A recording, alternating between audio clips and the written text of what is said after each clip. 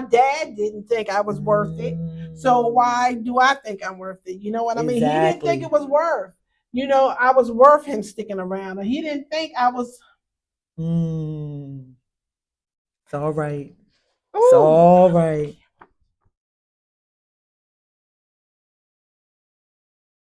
Hey y'all, it's Michelle. It's Marsha. And welcome back to Candy Talk. We would go. I guess I was too young to really understand a sweet talking slick candy man.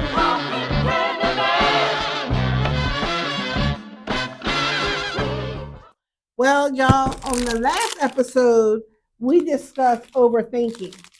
And it was kind of like these Sour Patch Kids. It was very sour. And today, this episode might be a little sour too. Yes. What do you think? I think it's going to be a little sour. And it depends on you as an individual. Because today's topic we're going to talk about is rejection. How many of you dealt with rejection? Me. Me too. Many a time. So many times. And there's so many of us out there that have dealt with rejection. Ain't nobody out there, unless you don't have a heart. Yeah. Unless you don't have a heart. That's the only way that you're not going to deal with. We got all this good candy, this old candy, this vintage candy. Amen. But throwback candy. Real throwback. We got the hot tamales and the fun dips. Do you remember the fun dips? Girl. And don't forget us smoking illegally right with these cigarettes, y'all. Especially knew we were grown. Exactly. Or remember the sweet Smarties on the necklace? I remember I used to buy these even for my daughters on Easter. Yes, Easter time. And they would sit there in church, y'all. Y'all remember that? So today, the topic is going to be like these lemon heads, though, for me. When I got rejected at one point in life, I'm telling you, it was sour. It was bitter. And not only that, I felt lonely, angry. Oh, my God, angry. Rejection doesn't feel good. It doesn't feel good at all. A lot of times we don't understand rejection. We never really talk about rejection back in the day. I know with me growing up, you didn't hear about rejection. It was kind of like misunderstood. It was kind of like that silent thing. You never knew what that feeling was, but it was a feeling, right? Exactly. And it was a deep feeling. Yeah. That it was painful, and you never knew where it came from. So when you think about rejection, what is the meaning of rejection? Well, it's kind of like dismissing, refusing of an idea or proposal. It's like non-acceptance, turning down, shutting down, being brushed off, or avoided. Wow. Where do you think that is stemmed from? Well, when you think about rejection. Well, for myself, my rejection started from child trauma. It was something in our house. It was the way my father rejected. He was like more to, catered more to my brothers than me. And I felt slighted. And I didn't understand what that feeling was. And I didn't understand why it was happening. But after I learned, it was something that he grew up with because he didn't have a close relationship with his mother. So he didn't really know how to get along with girls well then, even though he married my mama. They got him along 4 times at least, 4 kids, but to really have that relationship, that bond. And I so wanted to be a daddy's girl. And even though I tried to cling and stick under him, and he showed me how to do certain things, it was still like when him and my mom separated, he separated from me too. So it was that rejection part. So then it did make you angry. It made me angry. Wow. So now every man is going to get it because now my dad did it. Now I'm going to do it to you. So now I'm going to treat you like, use you and then let you go. That's how I dealt with it. So now I mistreated men because of that rejection. Wow. That's good. Yeah. That is real good. And listening to you, one of the things that I know with myself, I dealt with rejection at a younger age also. My rejection though was dealing with as far as me having kids early. I had kids at an early age, and knowing that first of all, my first one, coming from a molestation state, Wow. that alone, because you didn't have nobody with you, you didn't have nobody helping you with the child, and not only that, it was secretive because I couldn't tell nobody. You know what I mean? So no one really understood. So then when it came along that I had my second child, and come to find out how that came about, and then that person didn't want to be with me, and I'm again having a child in the hospital by myself, father not there, that feeling of rejection, I just didn't know what it meant and what it was until I did a little bit of studying on, you know what I mean, of dealing with rejection. Yeah. I was like, wow, this thing go real deep. Why am I not accepted? Exactly. Why am I not valued? So it would feel like I was good enough for that part, but I'm not good enough for anything else further beyond that. Exactly. So that can be confusing to children or even some adults. Exactly. You know, they don't understand, and it doesn't even have to be only individually. It could be through groups or exactly. people or not, or they feel that they're rejected because they're not in the same financial grouping, or if they're not in their same educational place. Exactly. So they're shunned, away, or not, they feel less than, and they can be in that group and they nobody wants to talk to you because you're not at the stature that I'm at. And you know what? I can relate to that one right there, that part. I can relate to that because even with me being in the church and being young, having kids, right? My second child, no one didn't want to be bothered with me. They would tell their kids that, stay away from her, but they didn't know what I was going through. They didn't know that I was, at home being, molested. My first child came from that. So you're already being rejected in that area and then being rejected by church folks. That right there, that hurts. Was what? It was very painful, very deep. And as you get older, you carry that same thing with you.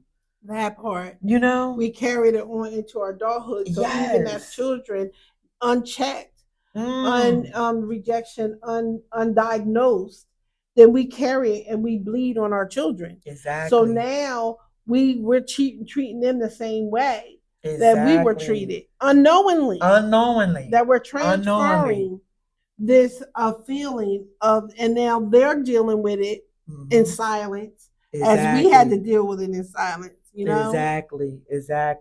And then it spills out in their behavior and the way that they act and different things like that. And it's the same thing with us. My mom didn't understand why I was acting out in school. Yeah. My mom didn't understand why I was, silent all the time and private all the time. So, she would say it was better to talk to the wall than to talk to you. You know what I mean? Because of, how I was reacting out, because she didn't understand it. She didn't understand the behavior and where it stemmed from. And even being promiscuous. Exactly. Because that's another one. We feel rejected. So we're looking for that acceptance and stuff from other people. That word acceptance. And that acceptance. So we're with this guy or with that guy, or if you're a guy with that girl or whatever, trying to fill that void. Exactly. Even like with groups. You know what I mean? Like you said, when you're a teenager in school, you know what I mean? You're trying to fit in. Yeah. You know what I mean? To that certain group. And if they reject you because the type of shoe you wear, you know what I mean? Or the type of clothing that you have on. Yeah. Or you don't wear your hair like I wear. You know what I mean? Exactly. Those brand jeans or those sneakers. Yeah. Exactly. In the mental health field, right?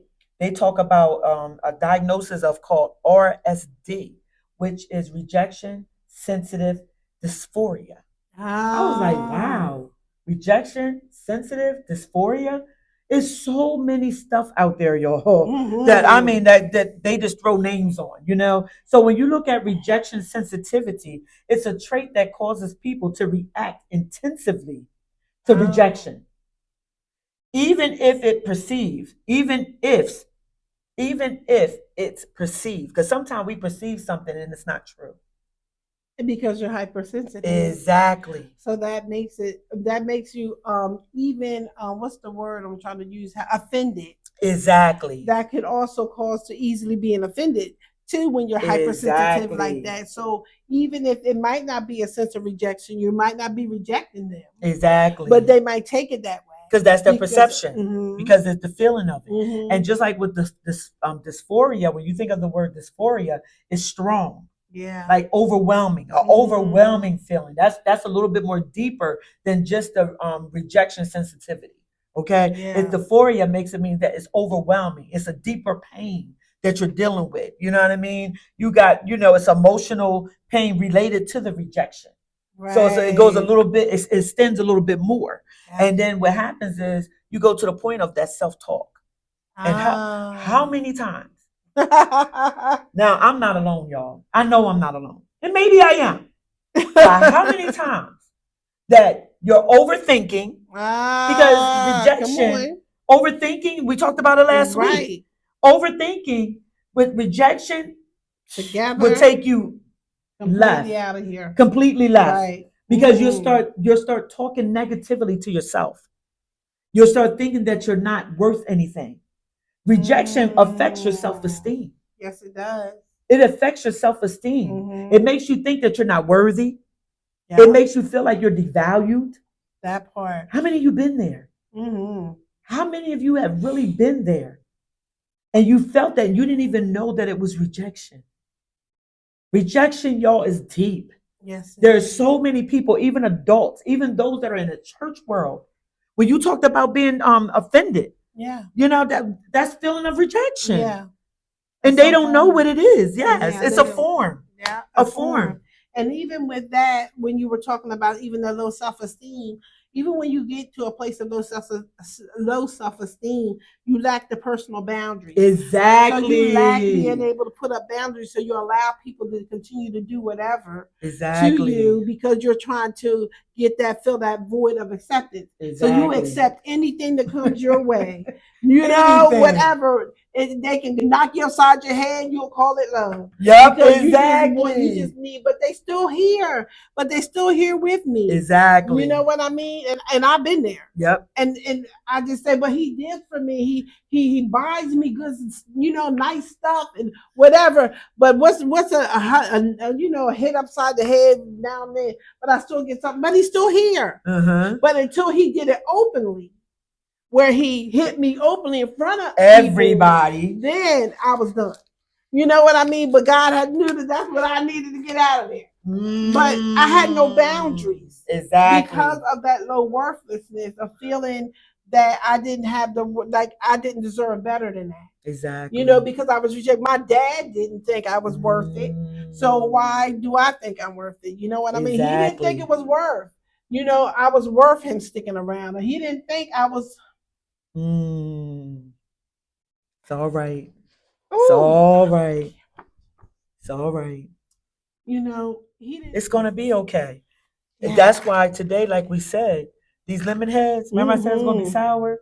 That's a sour part right there. Yeah. That bitterness. Mm-hmm. You know what I mean? Deep down inside that you feel. Right. That was coming up. It's rising up out of you. Yeah. You know what I mean? Yeah. And that's a good thing that you feel it, because now you recognize what it is. That is rejection, and you can acknowledge it. Yeah, and I thought I was past that, y'all, but evidently that choked me up a little bit. Yes. So that goes into, even having to deal with it, because I did go through some therapy to deal with the rejection of my father. So I know that therapy is a coping, something that can help if you are dealing with rejection. Exactly, and even thinking about when you was very emotional. It's like almost like a self-blame. Yeah. Almost like a self-blame. I never even thought about it like that. Because a lot of times we take on these emotions and to a point we blame ourselves. You know what I mean? Mm-hmm. And it's not that, what the person did, that's what they did. Until we acknowledge it, till we see it, because they didn't see it. We just seeing it. Right. So just imagine, you know what I mean? Right. But we take on a self-blame. Like you said, he hit me, but he's here. Self-blame. Right. Oh, then you'll get to maybe if I just would have did this, or maybe if I would have not said that, he would have, wouldn't have got angry. He wouldn't have got upset. That's self-blame. Right. You know what I'm saying? Right. So that was good. Yeah. That was real good. Yeah. That was real good. But that's the reason why rejection is something that we all need to talk about. Mm-hmm. Even men. Men, if you are out there and you're watching, put in the comments. Have you ever felt rejected? You could have felt rejected from your mother. You could have felt rejected from your father. You could have felt rejected from your grandparents. You could have felt rejected from a crowd of other men. You could have felt rejected from the church world.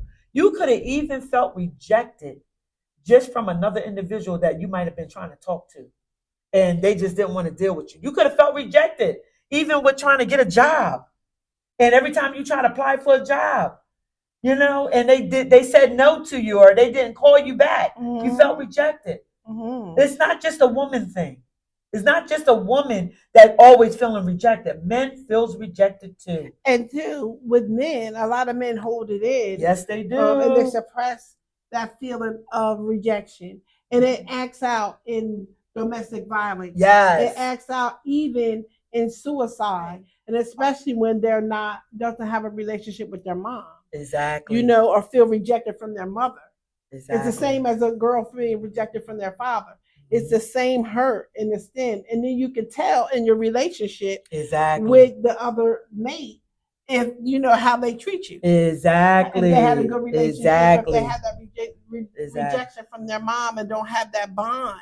Because it shows them how they treat other women. Yep. So that's why even as a mother and of sons, you have to teach them that way. Exactly. You have to teach them how a woman's supposed to be treated and loved and love on them, and so that they'll know, and then have be that example for them. So it's good for moms and dads to hug and stuff in front of the kids. If you have mom and dad in the same place, in the same house, because a lot of people don't. Yeah. The dad may be there, might come every once in a while, but it's good to have that good relationship and that good rapport with the other one. There's some different type of treatment mechanisms that you can use.